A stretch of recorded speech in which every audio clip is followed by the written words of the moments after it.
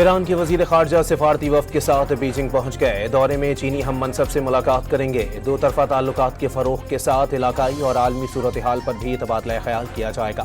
Reports کے مطابق عباس عراقچی دورہ ایران کے وسیع سفارتی کوششوں کا حصہ ہے۔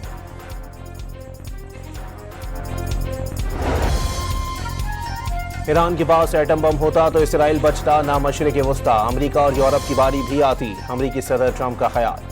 ایران کو جنگ میں بری شکست سے دوچار کرنے کا دعویٰ، سفید جھنڈے لہرا کر سرنڈر کا مشورہ۔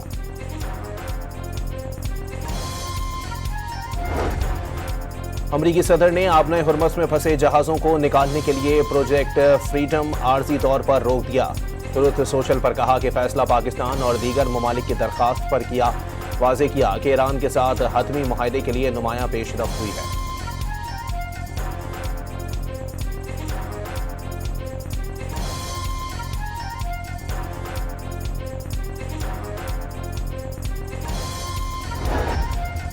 آبنۂ ہرمز میں اب تک 10 ملاح ہلاک ہو چکے، امریکی وزیر خارجہ مارکو روبیو کا دعویٰ۔ واضح کیا بہت سے ممالک نے اپنے جہاز نکالنے کے لیے امریکہ سے درخواست کی ہے، انسانی بنیادوں پر پھنسے ہزاروں جہازوں کو نکالنا چاہتے ہیں۔ برطانوی میری ٹائم ایجنسی کا آبنۂ ہرمز میں ایک اور بحری جہاز پر حملے کا دعویٰ۔ رپورٹ کے مطابق کارگو جہاز کو نامعلوم پروجیکٹائل سے نشانہ بنایا گیا، فوری طور پر نقصان کی تفصیلات معلوم نہیں ہو سکیں۔ ایرانی صدر نے امریکی مطالبات ماننا ناممکن قرار دے دیے۔ امریکہ چاہتا ہے ایران مذاکرات کی میز پر آئے اور اس کی یک طرفہ شرائط مان لے۔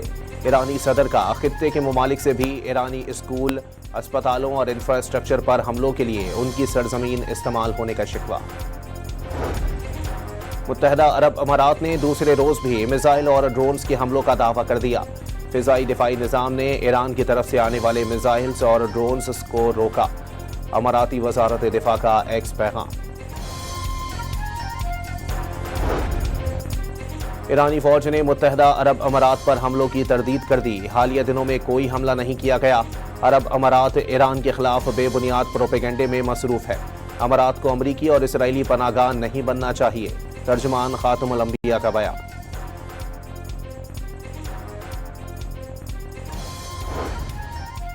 پاکستان کی متحدہ عرب امارات میں شہری انفراسٹرکچر پر میزائل اور ڈرون حملوں کی مذمت۔ وزیر اعظم شہباز شریف کا مشکل وقت میں اماراتی حکومت اور عوام کے ساتھ شانہ بشانہ کھڑے رہنے کا اعلان، جنگ بندی کا مکمل احترام انتہائی ضروری قرار۔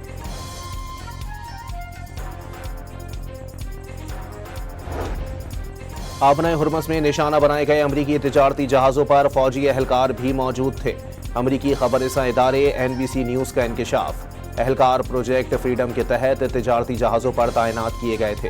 پینٹاگون نے ایران کی جانب سے 2 امریکی تجارتی جہازوں پر میزائل، ڈرونز اور چھوٹی کشتیوں سے حملے کا دعویٰ کیا تھا۔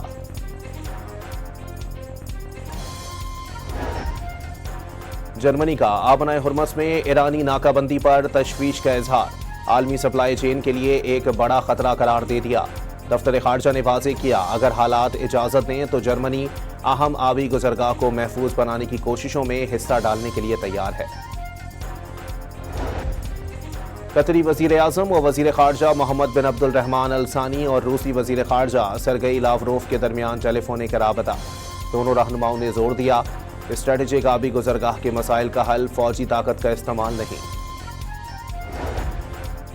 پوپلیو نے صدر ٹرمپ کی تنقید ایک بار پھر مسترد کر دی، امن کی تبلیغ چرچ کا مشن قرار، تنقید کی پرواہ نہیں، چرچ نے ہمیشہ ایٹمی ہتھیاروں کے خلاف بات کی، ہتھیار اٹھانے کے بجائے مذاکرات کرنا بہتر ہوتا ہے، جنگ کے ذریعے ہتھیار سازی کی فیکٹریاں اربوں ڈالر کما رہی ہیں، پیسہ جنگ پر خرچ کرنے کے بجائے انسانوں کی مدد اور دنیا سے بھوک کے خاتمے کے لیے استعمال کیا جائے، پوپلیو کا مشورہ۔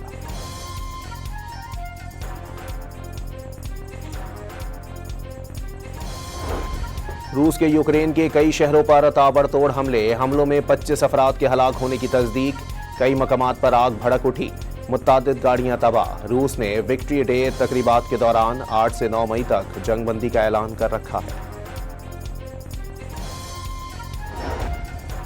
معرکہ حق عوام، حکومت اور افواج پاکستان کے درمیان ہم آہنگی کی علامت، فیلڈ مارشل عاصم منیر کی دشمن کو شکست فاش دینے کی سالگرہ پر قوم کو مبارکباد۔ قومی سطح پر مارکہ حق کی یاد منانا بھارت کی مغرور سیاسی سوچ کے لیے واضح پیغام ہے کہ پاکستانی قوم متحد، مضبوط اور ہر لحاظ سے دفاع کے لیے تیار ہے۔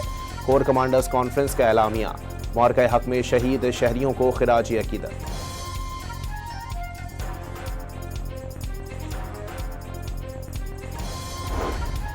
چینی سفیر کی مارکہ حق کی سالگرہ کے موقع پر پاکستان کو مبارکباد۔ نائب وزیر اعظم سے ملاقات میں پاک چین اسٹریٹجک تعاون پر مبنی شراکت داری مزید مستحکم بنانے کا عزم۔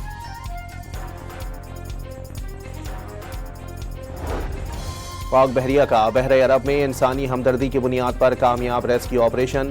تجارتی بحری جہاز ایم وی گوتم پر موجود عملے کے 6 بھارتی اور 1 انڈونیشیائی شہری کو ہنگامی امداد فراہم کی۔ وزیر اعظم کا پاک بحریہ کو خراج تحسین۔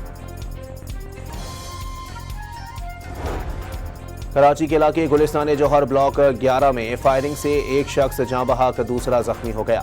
پولیس کے مطابق مقتول کو ٹارگٹ کر کے قتل کیا گیا۔ لاش اور زخمی کو جناح اسپتال منتقل کر دیا گیا۔ مالی سال 2026-27 کے وفاقی بجٹ کی تیاریوں کا آغاز۔ سالانہ منصوبہ بندی رابطہ کمیٹی کا اجلاس 20 مئی کو طلب کرنے کی تجویز۔ نیشنل اکاؤنٹس کمیٹی کا اجلاس آئندہ ہفتے بلائے جانے کا امکان۔ ایف بی آر نے گزشتہ 5 سال کے کرپشن کیسز کا ریکارڈ طلب کر لیا۔ تمام ڈائریکٹر جنرلز اور چیف کمشنرز آئی آر کو ڈیٹا فراہم کرنے کے لیے خط لکھ دیا گیا۔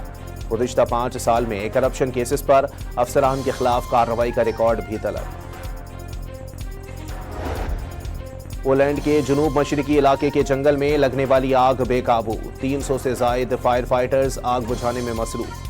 تاہم تیز ہواؤں کے باعث آگ بجھانے میں مشکلات کا سامنا۔ 247 ایکڑ پر جنگلات جل کر خاکستر۔ فوری طور پر کسی جانی نقصان کی اطلاع نہیں ملی۔ اور بنگلہ دیش کے خلاف ٹیسٹ سیریز کی تیاریاں۔ قومی ٹیم کی شیر بنگلہ اسٹیڈیم ڈھاکہ میں بھرپور پریکٹس۔